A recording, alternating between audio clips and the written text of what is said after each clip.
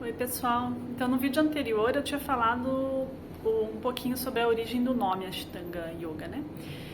Hoje eu quero falar um pouquinho de como que é a estrutura do Ashtanga. Então, tudo começou com o Patabi Jois, né? O Patabi Jois, ele, aos 13 anos, ele fugiu de casa para estudar com Krishnamacharya. Krishnamacharya é um nome muito importante dentro do yoga contemporâneo, né? Desse yoga que a gente conhece hoje. Tudo que a gente tem de yoga hoje, esse formato que a gente tem hoje, muito se deve ao Krishnamacharya.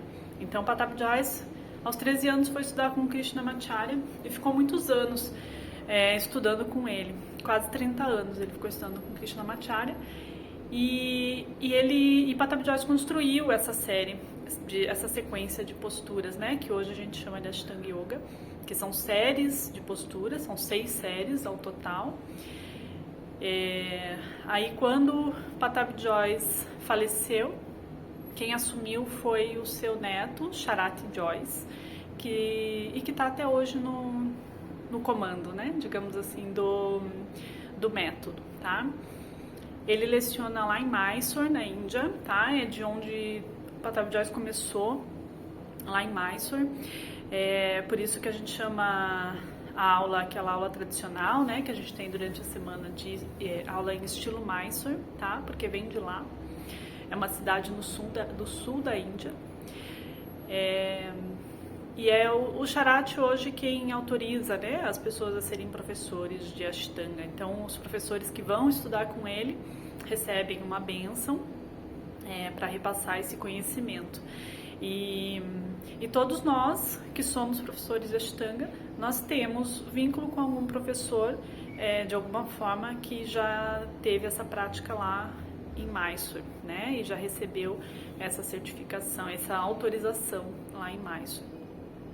Então, a gente sempre segue, é uma tradição muito típica da Índia, que a gente chama de Parampara, que é esse caminho entre professor e aluno, né? Então, a gente sempre recebe os ensinamentos de um professor. Sempre é um professor que repassa para nós. Dentro da Ashtanga isso é muito estável, é muito concreto, porque para você receber uma postura é o professor que te passa, você nunca faz uma postura que o professor não te passou. É o professor que vai olhar se você está apto, né, a fazer determinada postura, o que você tem que fazer dentro da sua prática é o olhar do professor que te direciona nesse sentido.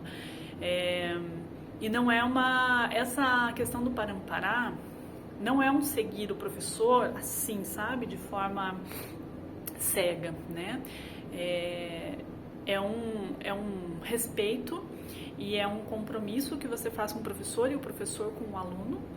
E de forma sensível, né? Então acho que a gente com o tempo a gente vai desenvolvendo essa sensibilidade de saber, de certa forma, se entregar ao professor e acreditar nele, confiar no professor, mas ao mesmo tempo ter a sensibilidade para saber quando isso está sendo abusivo ou não, né? Porque hoje em dia a gente tem muitos casos de abuso de professores, então a gente tem que ter um certo cuidado.